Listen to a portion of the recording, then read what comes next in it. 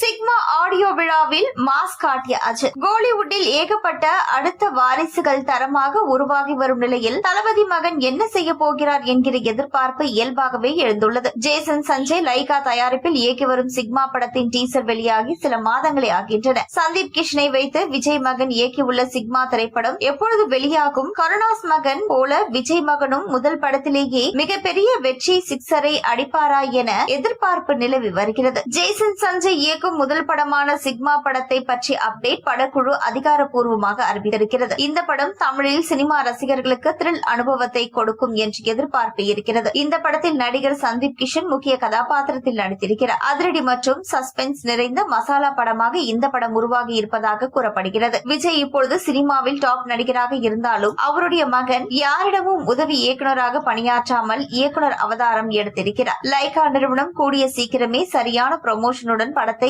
Release செய்தால் பந்தயம் அடிக்கும் என்கின்றனர். தொடர்ந்து நஷ்டத்தை சந்தித்து வரும் லைகா நிறுவனத்தையும் ஜேசன் சஞ்சய் தனது வெற்றி மூலம் தூக்கி நிறுத்துவாரா என்கிற எதிர்பார்ப்புகளும் கூடியுள்ளன. ஆரம்பத்திலிருந்தே ஜேசனுக்கு உதவியாக இருப்பது சுரேஷ் சந்திரா தான். இந்த படத்திற்கு லைகாவில் பைனான்ஸ் சிக்கல் ஏற்பட்ட பொழுது கூட சுரேஷ் சந்திராவுக்கு போன் செய்து ஜேசன் அங்கிள் படம் லேட் ஆகுது என்று பிரச்சனையை சொல்லிக் கொண்டிருந்தாரா. அப்பொழுது சுரேஷ் சந்திரா அருகில் இருந்த அஜித்தும் இதை கவனித்திருக்கின்றனர். உடனே போனை வாங்கி பேசிய அஜித் பைனான்ஸ் பிரச்சனை குறித்து கேட்டுள்ளார். பிறகு ஏதாவது தயாரிப்பு பிரச்சனைகள் என்றால் சரி செய்கிறேன் என்று அஜித் ஜேசனிடம் சொன்னாரா. தன்னுடைய புதிய படம் குறித்து ஜேசன் சொன்னதுமே சுரேஷை மேனேஜராக வைத்துக் கொள்ளும்படி அனுப்பி வைத்ததே ஷாலினி தானா. இரு குடும்பத்தினரும் நட்பு அடிப்படையில் தான் சுரேஷ் சந்திரா ஜேசன் படத்தில் பணிபுரிகிறார். விரைவில் சிக்மா படத்தின் ஆடியோ விழா நடைபெற இருக்கிறதா. இதில் அஜித் குடும்பத்தினர் கலந்து கொள்ள வாய்ப்புள்ளது. எந்த விழாவாக இருந்தாலுமே அஜித் பெயரை சொன்னதுமே அரங்கமே அதிர்ந்துவிடும். சிக்மா ஆடியோ விழாவிலும் அஜித்தை பற்றி சஞ்சய் பேச வாய்ப்பிருக்கிறது. இதனால் அரங்கமே அதிரும் என்பதில் சந்தேகம் இல்லை.